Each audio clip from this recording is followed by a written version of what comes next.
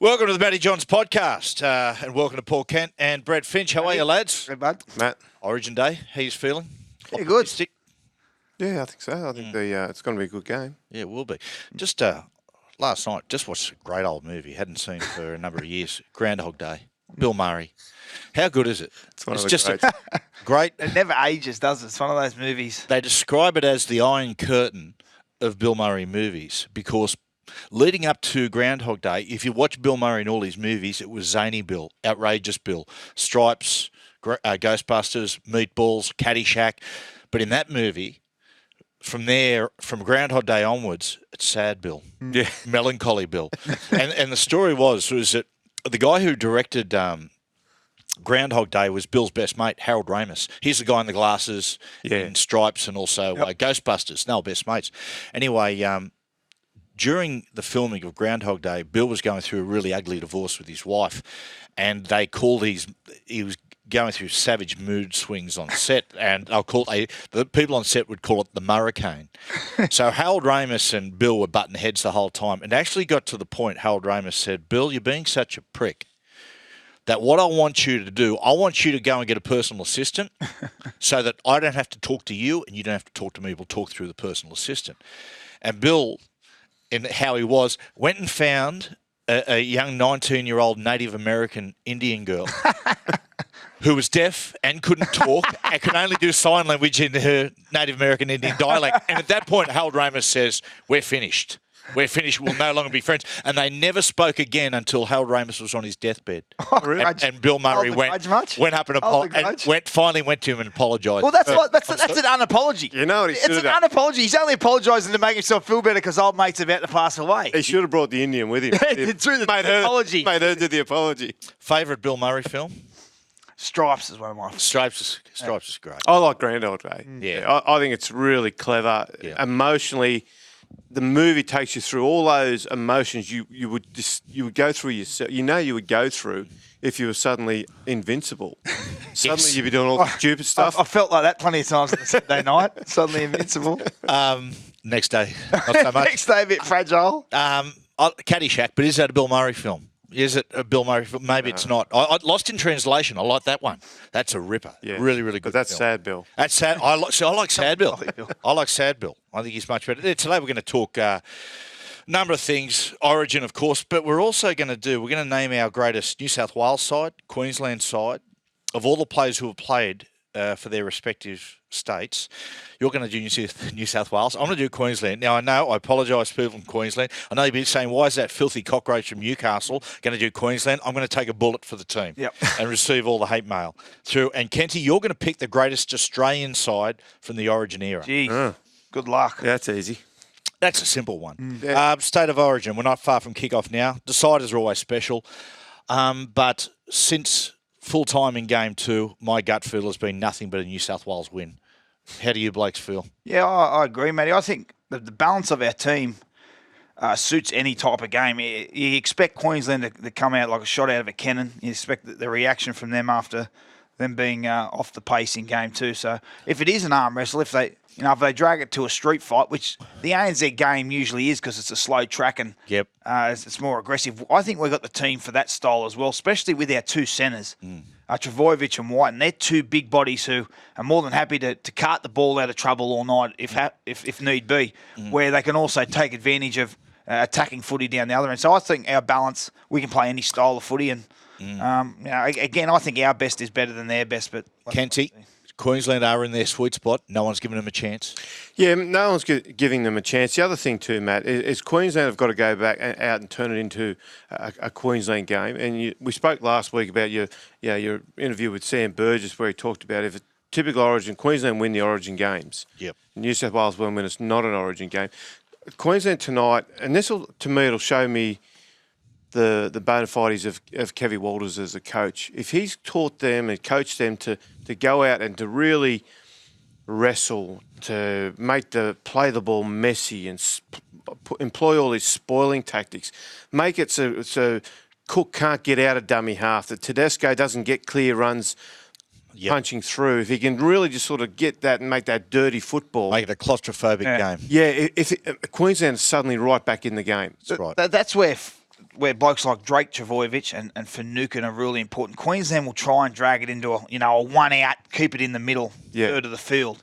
Did you just call him Drake? Drake Travojevic. He's a part-time rapper. He's a singer. Following the Raptors. Where his connection to how he links with the edges is really important because you want to try and get it away and keep that ball out of that. Free it up, get some one-on-one tackles on the edges to create some quick play the balls. I was going to ask, if Queensland were to pull off an amazing upset, what did New South Wales do wrong? And I think we've just explained it. They've let Queensland dictate terms. They haven't moved the football around, and they've just settled into a middle field arm wrestle, which is going to be decided by a big play, a penalty, or something like that. I thought we had the perfect dress rehearsal for that. The weather in Perth was horrendous, and the boys' ability to shift the footy and play dry weather football in bad conditions was, certainly put us in good stead for tonight. Who's the most important player for both sides? I think Maloney is. Yep. Pearce is coming into the side, but Maloney is the guy who takes the big risks in the big moments, and so I think he's our most important player. I think Munster for Queensland. I just think that he's the man who can break open. They're going to have to take someone special to get through New South Wales, and he's the bloke who can do it. I think he's got the attitude to do it. I think his game's at that level where he believes he can do it, and he believes he's that level of player. So, change of position it will be interesting to see how. He's a fullback naturally, but he hasn't played there for a few years. Does he have the engine? Because I know that it's a different sort of fitness 5'8" to fullback, so that'll test him. Interesting on the news last night. Freddie was asked about the Queensland side. He said, "Mate, there's one player who's just given me nightmares." And he said, Moses Mbai, which I thought, you think about all the players in the Queensland side, he's gone Moses Mbai. He said he's due. But he's due, please. Even as a throw-off, that's not credible. Like, occasionally a coach will throw off somebody to make the opposition think, oh, what's he thinking there? What's he looking at? But with Freddie, he could believe that. Well, if Moses... if anyone else should know it's with Freddie, this could be true. The importance of a bluff is it's got to be believable. Moses might go out there, score the match-winning try, and Freddie will walk in the press and say, I told you so. Given his charm lately, given the charm run lately, I'm sure that's going to happen. Who do you think is the most... Queensland's man is Munster. I agree that it's Munster. Munster's they've got to come up with points. The other one I really think is Corey Norman. And Corey Norman's a little bit rocks and diamonds. Yep. But if he gets diamonds tonight, that's right. Then suddenly Queensland take on a whole new shape. I think with Corey too, when people think he's going to throw rocks, when you think he's at the arena where is he good enough for this arena, that's when he stands up. It's when you go, well, you're our main man. Yeah. He doesn't do it as often. I just think that he's a guy. Queensland have to score. See, in the past, through the Great Origin era, New South Wales could only win the tight, low-scoring games. As soon as it got over 20 points, the Blues couldn't win. Yeah, I think it's almost the opposite now. I do too. So Queensland have got to keep it tight. But out of that tight game, then they need someone every now and then to just break out and do something brilliant, which is going to be the Munster-Norman combination of one of them just creating something out of this tight, packed playing field to come up with points. I leant towards Munster because I believe he has that mentality now with himself that he believes he's one of the best game breakers in the league, in the competition, in the world. You see him demand the football in Melbourne, playing with the great Cameron Smith and the great players down there. That's the challenge for Corey, that when the opportunity presents itself, that he has the confidence to go, give me the footy, which I think he does. He's got a bit of swagger in his game, and he's a bit of a gunslinger, he is. Riverboat gambler type. So I think scallywag. Yeah. He's a scallywag. They're the blokes in the big games you sort of look to. They pull something out. That's Maloney. Yeah. It is. And that's why he walked in game 2. Jimmy wins. Never wins. been gone. All eyes are on Mitchell Pearce tonight. Finchy, if you were Freddie, what would you say to Mitchell before the game? Because it'd be great headspace, great form, but it'd be nervous lead up for him. Yeah, it would be. But the two things I always think that for any half you can overcomplicate it. I'd say two things: in defence, put your body in front, and in attack, just compete. And I think when Mitchell does that, he's got Jimmy there. Who's got the hot hand, so he doesn't have to overplay it. He doesn't have to finesse the ball. He can run the ball. And I think they got the ability. The big thing was when you got the two sort of halves two sevens, like two ball players instead of a halfback and a ball runner in the halves, you can get that disconnect. They can play from 50 and they can play right and left. They start competing against each other. The ability is that if Jimmy is taking it to the left, that Mitchell's setting that right side. And I think they can because they've had so much success together. Keep it what he's been doing for Newcastle because that mentality, you can't change the mentality that Mitchell's always been about. And he's an ultra high competitor. He's a hell of a competitor. He's got to keep that tonight. I think what's vital for Mitchell is he gets to... Yeah, if you start at say a zero base rate and that optimate pressure cooker origin atmosphere is when you start getting 96, 97, 98, 9900. That's Mitchell up to 98 goes okay.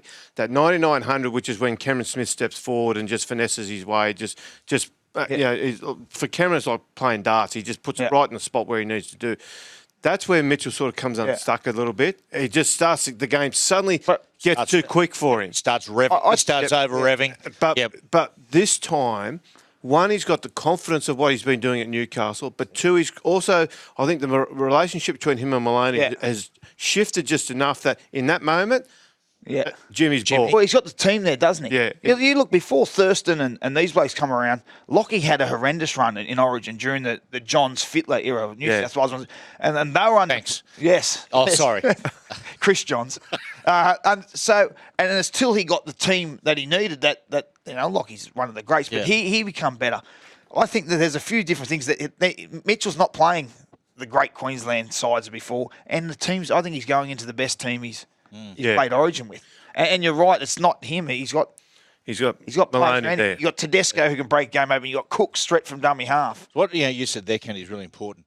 Get to the ruck, take a breath. Yeah. Take a breath. Breathe a little bit. Just relax a little bit. Slow the tempo. Sometimes if the tempo's going quick, don't be afraid to play slow and bring them to you, And that's what he's been able to do with his game. What sort of game is going to be? What do you think? Who leads at halftime and by how much? I think it'll be tight early. Because the longer the game stays tight, the longer it's 0-0. If you're Kevy Walters, you're saying to the boys, let's just get out there. Let's just, mate, let's let the scoreboard apply pressure to New South Wales. Yeah. The longer it's 0-0, 2-0, 4-2, the more pressure builds on the Blues. I think we'll lead by around 4 or 6 at half-time and break their backs in the second half. Yeah, I think that's the way most people, I think, probably see it going. But just as you said, if Queensland can, and this is what fascinates me about Queensland. To me, are always the most interesting story in Origin because of the way they approach it. If they go out with a deliberate plan to sit there and say, okay, let's just play footy, but just keep the score tight, and that's because they know eventually, and this has been New South Wales undoing the past dozen years, is that New South Wales aren't comfortable 18-16 ahead with 6 minutes to go. Yep. Queensland are very comfortable in that spot. Yep. New South Wales aren't. New South Wales at 18-16 ahead don't think, let's just kick to the corner, pin them down and defend our way to full time. They sit there and think, we've got to get another try here because these guys could do anything. They could jag one. We need it. And so suddenly that's their undoing. Does history weighs on us? Yes. It does, doesn't it? Here they go again. You can feel it. Yep. Righto, put them on the line. What's the split margin? Who wins at the end? I think we win 24-8. Right. Win comfortably in the end. Yeah, I threw up, I think, 26-14, something like that. I think the Blues will kick a couple of tries clear and then out. But they'll score. I'm pretty confident they'll score over 20 points, which I don't think Queensland have really got in them. Yeah, I think New South Wales 8 to 12 points. Mate, slippery conditions, not a lot of wind around today. It'll be dewy. I think it'll keep the scoreline close. But if they play, once again, if they play football in New South Wales, it's just too much football in them. Yep. Righto, gentlemen, it's time. Time to offend some people. Finchy, can you give us... How did you pick your New South Wales side, first of all? I picked it from eras that I watched, that I can remember vividly at an age of watching and understanding the quality of the players. So that was roughly from around about 1990. So anything before that first decade's out for me. Because if I pick them players, I'm just off reputation. And that's right. And the longer you're retired, the better player you are, you know. So that's true. I'm getting better and better every year. So that sort of era I've got. So sort of around that 90, 91, 92, Daly's, when Daly took over as captain and forward. So I've I've only picked 2 players from the current team, and I'm picking these guys. Well, I think they're superstars now, but I think the next 5 to 8 years they're going to dominate. Who's your fullback? Tedesco is my fullback. Yeah. He was one of the best last year. I think he'll be man of the series this year with a good performance. When you think about great fullbacks through the mid-90s, Kenty, Brett Mullins never had the opportunity to play fullback for New South Wales. Yeah. Through his red-hot patch, he represented Australia on the Kangaroo Yeah, Timmy tour. Brasher was the fullback, wasn't he? Brasher was the fullback. He never had the opportunity to represent at fullback Mullins. So Tedesco really... I had Minnie there. I think Minnie had a 4-year period where he won 2 Wally Lewis medals. I think he won 2 Harry Sutherland medals. His rep footy was out of this world. I just think Tedesco... Right, your wings. E.T., I think he played 28, 29, won 5 series. Great defensive. And I put Hainsey. Yeah. Jared Hayne. I thought he was a superb Origin player. Won a series, really, on the back of his... But a lot of games there, his best footy was always at that Origin level. My centres, I went Gaz, Mark Gasnier, and Laurie Daly. Now, I tossed up Laurie for the 5. Freddie was me 5'8", so I didn't know which way to put them. Yep. They've both captained the side to winning series at 5'8", and they've both played in the centres. Yep. Probably I leant towards Freddie at 5'8", because I played with him at Never had the opportunity to really see Michael O'Connor. Michael O'Connor, notable mention. He scored, I think, Kent, he might have something like 18 points on his Origin debut. He scored, So there's those sort of guys, and obviously like that I didn't count into it, like Eric Growth for the wing spot. There's another one. Yeah. Joey was halfback. That was an easy one for me because it's one of the best I've ever seen. My front rowers were Glenn Lazarus and Paul Harrigan. Yep. I just remember the early 90s, that period, we won 3 in a row. They were the cornerstones of our pack. Bedsy, Denny Baderas, hooker. Yep. I've gone back rowers, Fletch and Craig Fitzgibbon. Now, Fletch, when I first, we see him differently now, but when I first come into first grade, 99, he was the premier back rower in the world. Yep. He was first picked in Australian teams, in New South Wales teams, and he was such a defending on the edge for a halfback. He was so hard to tackle. He was big and strong. He had footwork and had skill. Unbelievable right-hand offload in the tackle, and he had a pass before the line. Yep. And, obviously with his role now, you sort of forget. Yeah, you do. Great player was. Turned into a fool. Yeah, he is. Exactly. And Craig Fitzgibbon, there was no one with a bigger engine than Fitzy. He was such a selfless player, and I had the opportunity to play with him for 4 years. And he kicks goals as well. So some of those, and you're locked forward. Clyde. Clyde. There's so many players when you talk about immortal status that you just forget about, Kenty. Very much so, yeah. Very much so. Bradley Clyde's one of those players. Notable mentions. Your captain, is it Freddie? Freddie. Yeah, right. Freddie, then obviously could have gone. Well, you got 4 winning captains. Laurie Daly's won a series-winning captain. Yep. Joey's a series-winning captain. Bedsy's a series-winning captain. So, my bench, I tried to do it like the 17, how the game's played now. I put Craig Wing, a Beaver, a Ciro, and Jake Travojevic was Drake. Drake Travojevic. Drake's in that. Damn right. In number 17. I think in 8 years' time, he's going to be the cornerstone of our pack, and he's been one of the form players the last 2 years. Of course, you didn't have the opportunity really to appreciate Brett Kenny as well, but Kenty. Again, there's so many of those guys I didn't put because I didn't watch them play. Okay, my team, Queensland. Once again, for Queensland people, I understand I'm not from Queensland. I understand that. But for the sake of the exercise, I'm just taking one for the boys. Fullback, Billy Slater. Just his ability to coexist with some of the other playmakers in the team. I'm going with Billy. On the wings, I've gone Greg Inglis and Wendell Saylor. Wendell was just that, mate. Really sort of redesigned how wingers played. Those big play twos. Big yardage man, which is so handy in State of Origin. Notable mentions Mick Hancock, Willie Kahn, and Dane Gagai. He's been unbelievable. Greg Inglis, why have I picked Greg Inglis on the wing? Greg Inglis, he can play anywhere, but wing gives him the ability to roam, but also he brings him into play on kick returns, which is one of his greatest gifts. The centres, Mal Meninga, the first centre picked. And the other centre, I was tossing up between Justin Hodges and Steve Renoff. I've gone Justin Hodges. I think Hodjo, when I speak to a lot of the Queensland boys, his leadership's really been understated through that amazing run of series. Now, his leadership was every bit as important as Darren Lockyer's leadership and Cameron Smith's leadership. He's a real leader amongst that Queensland side and made great defensive player and had that aggravation too.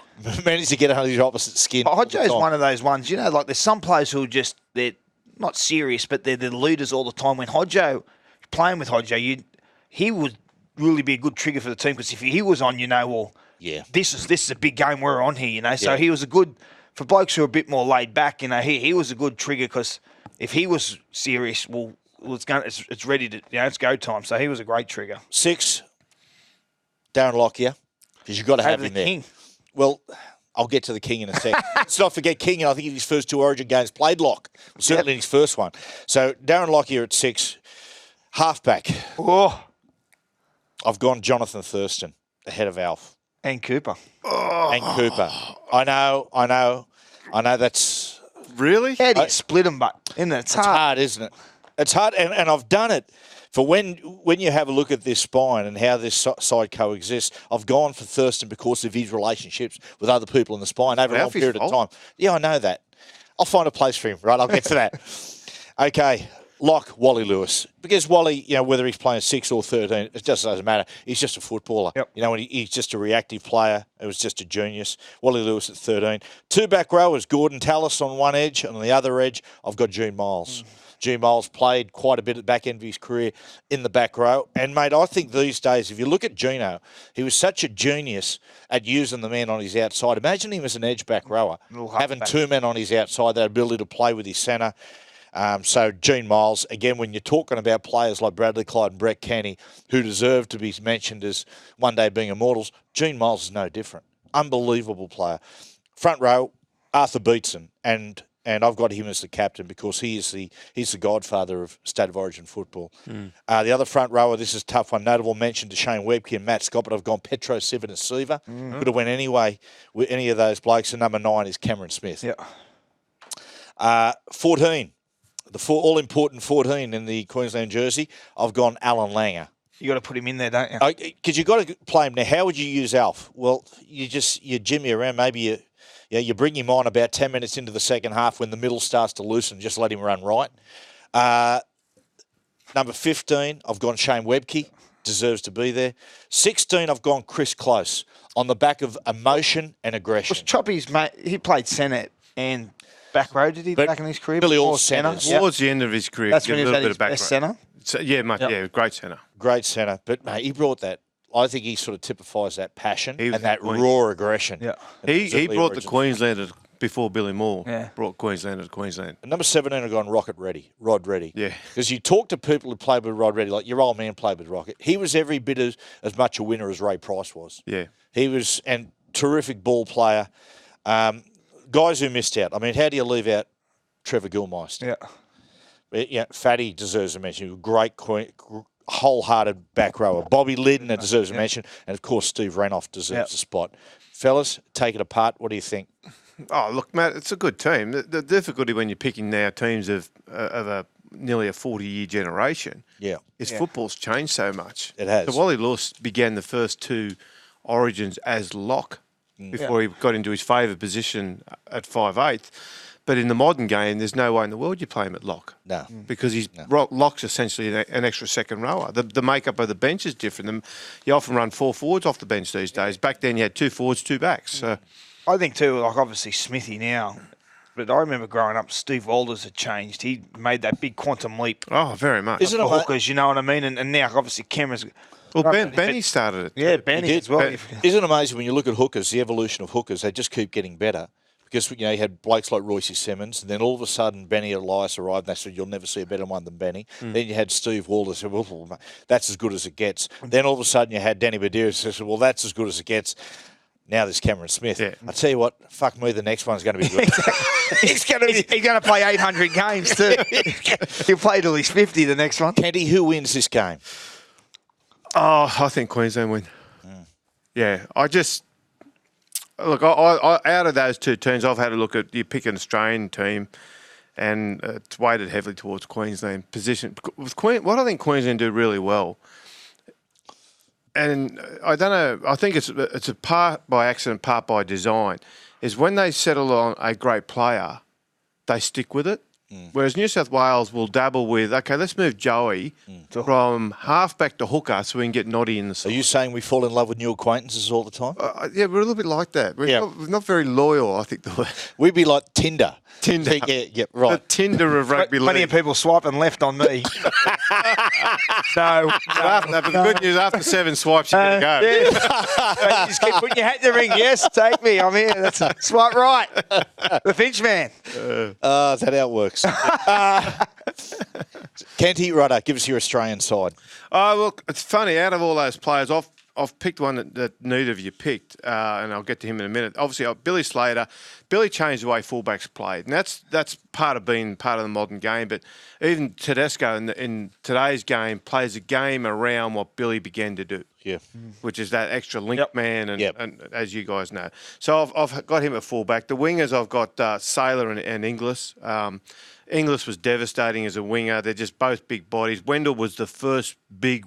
Well, he wasn't the first big winger. Eric Grothe was, but Wendell was the first winger to begin being used as a forward. Yep. My word, he was. Whereas Eric Grothe would not go near the forwards. Yes. Right? Eric was a great big winger because he played against great small wingers. Yep. But when, look, I'm having a joke. He was a terrific player, the Guru. But then obviously, so Wendell was that first big winger that played as an extra forward. So I've got him in there with Inglis doing that. Obviously, Mal's an immortal. Mal's in the centres. The other centre I picked, which neither of you picked, was Steve Rogers. Wow.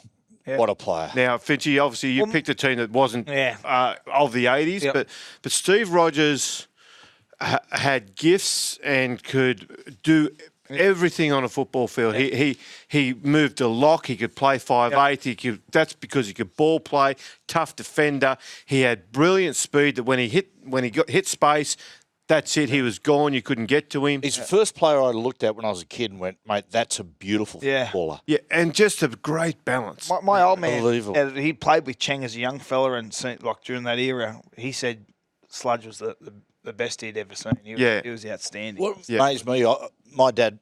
And he would have marked up against him. He just said he was just a nightmare. When my dad was best mates with Barry Andrews, and also Barry Andrews, who played at Cronulla and played at Eastern, come to Cessnock, was great mates with Steve Rogers. And I remember meeting him as a kid for the first time, and he was such a beautiful player. And amazing when I met him because he had scars scars all over his face. He was ridiculously tough when you talk to blokes. He was, and that's what sort of made him what he was, Matt. He just had... In every category you break down a footballer, he was sitting 9-10 in most of them. So I got him. Obviously, and look, because I go back to teams in the 80s, I've picked a team that sort of came through the 80s, 90s era. It's not the modern game where the 13 plays as a prop. So I've got Lockyer at 5'8", and Joey at halfback, obviously, which allows me then to put Wally in at lock. He played the first 2 Origin games at lock before he moved to 5'8". And mate, he could play. He could be genius at lock at 6. It didn't matter. You just let him. You just throw him the ball when he wants it. And because I've done that, I've moved Brad Clyde to centres, second row. Sorry. Yep. Clyde is another who changed the game. Yep. And he's never given enough credit for how good a player he is. Incredible. He should be remembered now. Every time the list of greats come up, he should be in that conversation. Yep. I know that he was, even for the Immortals and all that, he was considered very strongly at the last induction round. Clyde was just a magnificent player. He was playing for Australia when he was 18. And suddenly you talk to Billy Moore, every lock in the country looked at Brad Clyde and realised they had to change how they played if they were going to be good. And that's 2 blokes that you play. I remember playing against when I first came into first grade, going, shit, like, what do I do here? How do you tackle this? But one was Bradley Clyde, and the other one was Bobby Lidner. Yeah. Like, Lidner was a massive man as well, huge through the hips, and was fast and had really good footwork. Yeah. Both of those blokes, they were just... You didn't know where to hit them. Like, you didn't know how to handle them. It was unbelievable. Clyde gets the first hit up on the kick return. He takes sometimes the third hit up on the lead the kick chase and lead the kick chase, and then suddenly at times he'd pop out running off Mal. Yeah, on an edge. Yeah. Suddenly, and he had the speed that if he hit a hole, he could go 60 metres and score. I think he scored one in Origin from about. Put through a bit of gap of about 50 metres up at Lang Park. Believe me, when you're playing at Bruce Stadium on a Friday night and it's -6 and Mal Meninga's coming across and Bradley Clyde's looking to hit the hole, the defence is a lonely place. So I got him. The other second row I've got Gordy. He just typifies Origin. Yep, stubborn as a mule. Stubborn as a mule, tough, but has that ability to sense something in a game. that needs to be done. Okay, we're struggling here. The boys are down on energy. I'm going to do something. That Brett Hodgson tackle was all about trying to fire up his team. That was it. That high emotion. It was. He brought that, and he was a leader. So he led from the front. Obviously, Lazo is the best prop I've seen, so I got him in the front row. Cameron Smith, obviously, hooker. And the other front row I've got is Beetson, who I would make captain of the side. Great. So I was talking to Ron Massey once about Artie and what a great leader he was. And he was never considered a leader, Arthur. And they never considered him to be the bloke to lead the team. And then when Jack took over at the Roosters in '74, Jack had been going to America by that stage a couple of times and talking to Dick Nolan, who was the coach of the San Francisco 49ers. And while he was over there, Jack's picking up different ideas about football from the Americans. Nolan gave him a piece of paper, which was like a leadership to find the leaders in your group. Now, Ronnie Coote was the captain of the Roosters and pretty fair player. And anyway, so got back, and Jack had this test, so he thought, look, let's just give it to him, see how it goes. So he gave it to the players. They all took the test, and they sent the results. They sent all the sheets back to America to get it marked. And this university that does the thing that for the 49ers marked it, sent it back. And along with the results, they had a little note. And in the little note was this person, Beetson, is off the charts. Yeah. They had never seen anybody score as highly as what Artie did. And that put Jack in a bit of a problem because Ronnie Coote was his captain, well respected within the club. And he said to Massey, he said, mate, what do we do here? And he said, well, Mass was a very pragmatic thinker and just never clouded by emotion. He said, well, you gave it to him for a reason. Yeah, to find out who was the best leader. Yeah, so they made Beetson captain, and it was the making of him, of Artie. Artie grew another level once he was captain. He was a natural leader. They went back-to-back competitions too, didn't they? 74, 75, back-to-back competitions, and Arthur just grew as a footballer. He thrived on the responsibility of being a leader, and I've said this before, but it's such a great story. When Origin was first mooted, and everybody said no, there was great opposition from the New South Wales Rugby League clubs. They didn't want to play in it. They had their own competition, which they didn't care about Queensland. Queensland were a bit of a joke. They couldn't win an Origin series. Football was dying up there, and Kevin Humphries, to his credit, and Ron McCall sat there, and they sat down and. The Origin concept had been mooted around for a while, but Humphrey said, no, we're going to go ahead with it, against the wishes of his own clubs at the New South Wales Rugby League. McCall desperately needed it. So when they decided to go with it, the New South Wales clubs, and to be honest, the New South Wales teams didn't take it seriously till Turvey in 85. But when they put the team together and Queensland finally got their wish because they were sick of watching Rod Reddy and the rest of them beat up Queensland teams, McAuliffe went in and he said to the selectors, he said, we've got our Origin team. I don't care who you pick, but Beetson is your captain. Wow. And Artie was at the end of his career there. Yeah. That's one of the most powerful images in Origin history. I think probably the most powerful image of him coming on. He's got the chalk on the chest and he's coming on in the crowd. It was some making of the Origin football. Chris Close tells a great story about when he played in that first game as well. He sat there. And he got in the dressing room. He was a young kid from Brisbane. And he said Arthur came in and Arthur sat down next to him and started to get ready. And he said he's watching this legendary figure already by then. Arthur had played 13, 14 years in Sydney by that stage. Captain Australia, done the whole lot. First Aboriginal captain Australia and any Australian team. And he said he looked at Arthur and he's getting dressed. And as he's getting ready, he reaches in and he gets... two fingers in the Vaseline, and he gets it, and he just sticks them up his nose. I don't know why. Remember they used to do that back in the day. Yeah. And just that was and over the eyebrows, wiped it. Yep. And he looked at Arthur and he thought, this guy's getting ready for war. Yeah. And that from out of that, he suddenly got a sense of what it all meant. Then he got the chalk out and he wiped his hands. Rubbed it down the front of his chest. Unbelievable. And you could just see the process he was going through, and part of him's just sitting there thinking, mate, this is on tonight. Some of that vision of him as a really young guy playing for Balmain In the centres. in the centres. It's just like freakish. You're looking at a player that is just so different to anyone else on the field in skill, ability, and footwork. Was he suspended the 69 grand final? Yes, he was. He was suspended. Yeah, he got suspended the week before. Yeah. And the thing is, Matt, he got sent off for, I think he necked some bloke, which he also had the ability to do. But he was provoked. I remember hearing in I think it was a book by Ian Heads. They went out the week before whoever they were playing against, and they provoked Arthur. I think it was Saints. Yeah, Saints. Yeah, Was it? I think they played Saints the week before. But anyway, yeah, and Arthur was that sort of, like, Arthur ate his way to the front row. Arthur was a tremendously talented athlete. He was an A-grade tennis player. Yeah. He was an A-grade squash player, which shows he's good on his feet, great hand-eye coordination, all the rest of it. But Arthur just couldn't walk past a drive-through or a pie shop. He just, poor old Mass, in the end, they used to play him in front. They used to play him in the front row, but when they come scrums, they had to start packing him into the second row. Because, as Massey described it, he said the poor old second rowers, they were complaining about Arthur trying to hold Arthur up. Back in the days when you had to properly pack a scrum, they said it was like trying to hold up a waterbed. Wow. Yeah, every time everywhere. it was just so big, and every time you got a hold of it, Another part would move. Another part would move, and so they ended up having to pack him into the second row, but. He was just a tremendous man. Obviously, and the bench, Matty, I got Thurston. I threw Daly in there, and I picked an old bench, 2 backs, 2 forwards, Thurston, Daly, Webke, Harrigan.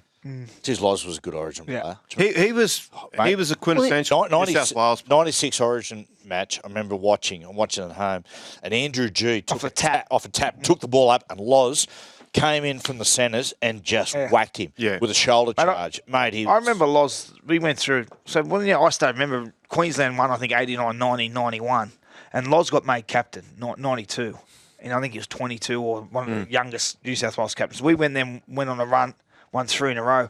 But I remember we went for a penalty goal or something. I was at the Sydney Footy Stadium, and Loz chased it and smashed someone in goal and knocked himself out. Like, just the leadership there. And there was another one. I think he scored a try in Game 3 in 94. He come off his left 2 or 3 times up at Lang Park. That's left foot scored next to the post. I spoke to Chief once. He spoke about best leaders he played with. He said Mal. He said playing with Mal, he said it was like playing with your dad. Yeah. In the fact that he knew you were going to be looked after. But the other one he said was Laurie. He said Laurie was the best leader the Chief played with at Origin level. He said because every time we needed something, he come up with that important try. Yeah. Well, Boys, we spoke about that. Laurie had a sense for the team needing something. He certainly did. That was fun. Let's just change pace a little bit. Now, a listener got in touch with me. I didn't quite understand. The other day there was a par in your column, Kenty, regarding a co-host of yours on the radio show, Anthony Maroon. Yes. He was compared to a bag snatcher, or was a woman being bag snatched. What was happening was Willie Peters, the assistant coach at the Rabbitohs, was walking along Maroon Beach, and he saw just out of the corner of his eyes like a little bit of action, and his immediate impression was some lady is fighting off a bag snatcher. So he saw just a couple of little limpy punches thrown. Yes, like fending off. Fending off. Obviously, she didn't know how to throw punches because she's an old lady. She's never learned how to fight. Yes. So he looked and thought, I'm going to have to step in and go and help this lady. And as he took a couple of steps and he zeroed in on what was going on, it wasn't actually an old lady trying to fight off a bag snatcher. It was Maroon, Anthony Maroon, doing some boxing training with Scott Getty. Scotty Getty's Rabbitohs legend. Rabbitohs. So he was holding the mitts, and that was Maroon. So Maroon resembled, because it's funny, because when you look at Maroon, the colour of the hair, the grey shock of hair, and the style of the hair, almost like a short bob, he looks like a middle-aged woman. And he still had the old lady glasses on while he was doing his boxing training, which, again, threw poor old Willie Peters. You can understand why Willie Peters made that mistake, seriously. So, and if you've seen Maroon, the way he punches, he's got a lot of advice, mate, get up on the balls of your feet, elbows in, because he punched like an old lady too. So, look, that's not a reflection on Maroon. He's doing his best. He's doing his best, But unfortunately, unfortunately, poor old Willie. Luckily, Willie's got good eyes because if he got involved, what could have happened? Yeah. Well, no damage would have been done anyway. No, well, that's true. It follows in the great tradition of rugby league G-ups. Yeah. Practical jokes, which are a massive part of the game. Any notable ones you want to bring up through the history of the game? I will tell you a couple of famous ones in the old days. And again, I go to Massey because he was always pulling jokes.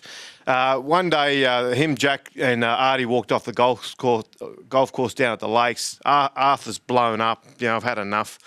I'm never playing golf again. Next morning, his phone rings. Mate, I'll get those clubs off you. He said, mate, what do you mean? The clubs you got for sale. Massey put them up for sale in the paper because... poor old all day his phones ring because they were good clubs and they were desperately cheap because they weren't going to do. They used to the best one I liked that they used to get poor old Bob O'Reilly a lot. The Bear. So they got the Bear one day. Who when he was getting towards the end of his career, they sent him. Massey got hold of a North Sydney piece of paper with a North Sydney letterhead on it. So him and Jack sat in an office and they wrote up a letter saying, "Dear Bob, we're very interested in the progress of you. See how you're going. Are you interested in coaching? We'd like to talk to you about potentially coaching the Bears' first grade team." So the poor old Bear with this North Sydney letterhead paper dresses up in his good gear and goes over to the meeting that's in the letter at 7 o'clock on a Wednesday night at North Sydney Leagues Club. So he's sitting in the foyer waiting. Oh, no. And anyway, but then right at the one I really like is right at the end of his career, they sat there and the Eels, in recognition, Bears last season, it was the Parramatta's 81 grand final. So it was a fairy tale ending, and then they had a big presentation. And at the presentation, they gave him a watch for his services to Parramatta. He was at the time Parramatta's leading games, and I think he was one of their first internationals. Anyway, so they give him the watch. He opens the box and he looks at it, and he's looking at this watch. It's a beautiful gold watch, and he gets a little bit overcome with emotion and can't believe that all his teammates have thrown in for this watch. And gee, it's beautiful. And guys, I didn't realise I meant this much to you. And he looked and he said, "Wow, that's." He said, "What do you reckon that's worth?" As soon as Massey heard that, he said, "You cheap bastard! These blokes have put in to get you a watch, and all you're concerned about is how much it's worth." He said, "If that's all you're interested in, you don't deserve a watch like this." And he snatched the watch out of the box, threw it on the ground, and stomped on it, and just smashed it into 1,000 bits. Poor old Bears dropped to his knees. And he's sweeping all the springs and broken glass together. That is good. And it was a cheap watch. They thought it was worth a fortune. They got a knockoff watch, put it in the box, and then gave him the real watch later, yeah. There was one famous one for the Illawarra Steelers. 89 Illawarra. Alan Fitzgibbon, I think, was coaching them in 89. And they were going through a bit of a difficult season. But halfway through the year, they brought over the two Wigan champions, fullback Steve Hampson. Yep. Hampson was, mate, what a player. Tough, brave, brilliant player. And one of the greatest halfbacks of all time in England, Andy Gregory. Yeah. Just an absolute champion. I actually remember the game they arrived. They arrived at the plane the day before. And Alan Fitzgibbon put them on the bench for Illawarra. And in a Panasonic Cup game, while they're on the bench, Illawarra beat, I think it might have been Cronulla, 46-0 or something. And I remember him cutting to the bench, and those two are looking at each other saying, like, what a side we've joined here. But those blokes quickly went into the football team and transformed it. Illawarra went through a purple patch, and they took Illawarra all the way to the Panasonic Cup final. It was played at Parramatta Stadium against the Brisbane Broncos, which they lost.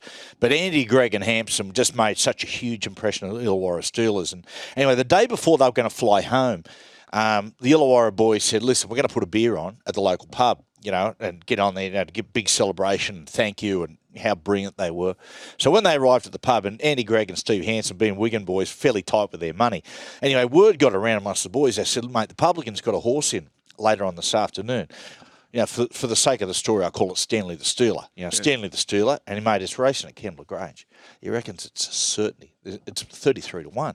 So they're going, "Oh, yeah, mate, I love a bit of that." So they've gone, there's 100 for me, and they've given the public going, "Yeah, sweet." So 2 o'clock comes, the boys going, "Hey, the publican put the race on, Stanley the Steelers race." So he's gone, boom, and he's put it on. So they're watching this 33-1 shot. And all of a sudden it's turned for home at Kendall Grange and it's just come steaming down the outside and won. And Andy Gregory and Steve Hams are going, you fucking beauty. Anyway, I said, boys, drinks from me the rest of the day. At the end of the day, they told him it was a recording 2 years earlier. Very good. Where are you, Finchy? You'd have been up to your Yeah, I neck remember and a one, few. just as I went over to England, Piggy Riddell told me this one. They won the competition Wigan in 2010. So I go over there at the end of that November for the following year. And Mark Flanagan, remember Mark Flanagan? He came out here, played for the Tigers back right. He was a part of the squad for Wigan. Anyway, they were on the Drink Mad Monday and someone's rung up, so they'll ring up and tell him, I'm not too sure he was the English coach at the time, but he's in the English team. Thinking there's no way, he's off the bench. He's not going to think he's in the team. It'll be a bit of a Anyway, Flano believes it. Breaks down crying, full of emotion. Oh, no. Brings his family. Oh, no. And the boys are all just, Oh, no. it's gone too far. Like, no, he's ringing his whole, like, just overjoyed, hugging everyone. And poor old Madge, I think, had to go up and go, listen. Like, then all the boys backed out. Just went, mate. The boys playing a joke, and he was devastated. And the boys like, how can he believe he was in the team? He played 10 minutes in the grand final. He thought he was in the team. The best one I've been involved with was I was over at Wigan, and my dear mate Brian Carney, the Irishman, he always playing practical jokes on people. Yeah, I don't know if that's the one's just front in mind with Brian. Anyway, we've got over there, and the big front rower at Wigan was a really well-humoured bloke called Neil Cowie, big ginger-headed bloke, used to like his practical jokes himself. Anyway, Neil Cowie, his daughter once gave him this fluffy frog which he carried around in his pocket. I think he played a couple of good games when she gave it to him, and like most footballers, it become this superstition. So Cowie, wherever he went, always carried this lucky frog. Well, Brian and I kidnapped the frog and started sending ransom notes to Cowie. And Cowie was like, mate, who said to the team, listen, whoever's done this frog not only has emotional attachment because it was the first present my daughter ever gave to me, but it's, mate, I need it to play with. So we just kept sending, like, ransom notes. Anyway, cut a long story short, he came into the gym one morning and basically, we painted the picture that the frog had met it unfortunately and complete with goodbye note and all that sort of stuff. Anyway, he got it and he said, he found out it was me and Brian. He just said, yeah, good on you boys. He said, there'll be a square up. So we didn't think anything of it. Now, I lived in a little town called Chorley, and Brian lived nearby, and he used to swing past and pick me up. And we go jump on the M61 and head to Wigan training, down the motorway. So Brian picks me up, and I gave Brian, when we arrived there, I remember when he arrived, he used to like similar music. I said, you've heard of Peter Allen, the singer? No, I never heard of him. So I gave him Peter Allen CD. So he used to love it, Brian. We used to play Peter Allen music on the way to training. So this morning he's picked me up. Anyway, we've driven through Chorley. We've turned onto the M61 motorway. And, you can go you can go flying down the motorway. And as we hit about 70 miles per hour, and we're playing, mate, listen, when my baby smiles at me, I feel like talking out the jungle. Suddenly, it was like a crack. And, mate, it was like a lightning bolt had hit the car. And Brian's car slowly starts coming apart. And the whole back of the car floats into the air like a phoenix. And just crashes on the motorway. No, but doesn't hit a car behind us, which is a minor miracle, and just goes bouncing down the road. And we're like, wow. Fuck me. So we pulled over, we reversed up on the side, on the shoulder of the road. Going, mate, it's just, we can't do anything. We just threw it in the scrub. So we're driving with no back half the car on. Anyway, as we've turned up and trained, all the boys are waiting for us. And Cowie, they're all laughing. Right, but you could see, like, Brian's got out the car and said, mate, are you kidding me? Like, if there was a person behind us, mate, we went straight through, could have killed him. And Cowie was horrified because what he had done, Cowie had gone the night before, he'd borrowed a spare key off Chris Radlinski, gone to Brian's garage, opened it up, and taken all the bolts out at the back end of the car and cut the wires. Now, Neil Cowie, he just thought that the moment Brian kicked the car over and started reversing out the garage, it'd just fall apart. It wasn't until we hit 70 clips that it did. So Brian said, well, mate, what are you going to do? I can't drive that. The car, he goes, mate, I've got a mate that owns the smash repairs. It was a silver Peugeot. So he took it to a mate. And on the silver Peugeot, he put a red hatchback on. Every time me and Brian drove into the Wigan City Centre, people would hail for a taxi. All because of the frog. Of course of the frog. Hey, boys, just while on clubland, Cronulla, losses in the last 2 weeks. Johnny Morris hooks Sean Johnson during the last game. I tell you what, watching that game last week, geez, it's looking like a mistake now to let young Kyle Flanagan go. Very the Roosters. Yeah, look, there's obviously concerns over Johnson. They had Morris had a big chat to him this week about it. He's basically been told he's on last chance, that a poor game he'll be going back to State Cup, which is a real kick at the pants. Well, Johnson. that is. But the thing is, Matty, he's not come on. I think Sean Johnson is confused about his role. I was talking to Benji Marshall the other day about when they went and played for the Kiwis in the game. Now, Benji's previous test before this one was way back in 2012, which was Johnson's first. So they haven't actually played together since. Now, Johnson grew up with Benji as his favourite player. He's watched him. And we all see Benji's that player who has transitioned from an electric ball runner into a very clever game manager who gets, a bit like Lockyer did, just is able to just move people around and get them better to make him better. And anyway, when they were in camp for the Kiwis, Johnson started to do this and do that and all that. And Benji said, listen, he said, mate, no, you're a ball runner. Yeah, you run. You go and do that. Leave the running of the team to me. Yep. And at that moment, it suddenly clicked again. Yeah. And the team got going. Johnson, and Johnson doesn't know what his job is. Yeah. And I mean that respectfully. Yeah. He's trying to be everything they thought he should be rather than actually going to what his best skills are. It's really interesting, Kenty, because as a coach, Johnny Morris would be running through a typical week at training, which the majority of that is Sean Johnson doing ball work with the football team. And it's really hard for a bloke whose role is to be essentially a ball runner. Yeah. To just basically, mate, we'll throw you the ball when something's on and just take the defence on. Yeah. But all week at ball work, he's running through the patterns of play. Exactly. So they get into that algorithm of going that way. He's a perfect example of a bloke that you almost pull out of the ball work a little bit. Just go sit on the sideline. We just need your legs to be fresh. Yeah. And we're going to pop you the ball when there's something on. Yeah. You just take them on. And I'm not saying Sean should go back to reserve grade because I haven't watched enough of Cronulla to judge that. But if it did happen, that may not be a bad thing. You can turn that into a positive to get back there. Throughout his career, he's probably had an easier run in New Zealand in terms of the pressure or the media scrutiny.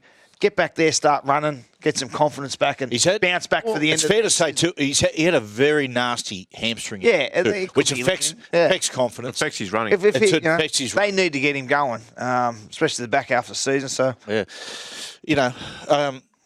be a good time to get on the Cronulla Sharks. I mean, there's Wade Graham has been missing out of the team. He's just sort of coming back and betting more and more games on it. There's no Fafita at the moment. And so, we're not eulogising their season quite yet. I think there's still a bit of a sting in the tail. A couple of problems Cronulla there, Sharks. There's a couple of problems there. Dugan's not happy about being picked on the wing. Well, I'll tell you what, where playing wing first grade is better than?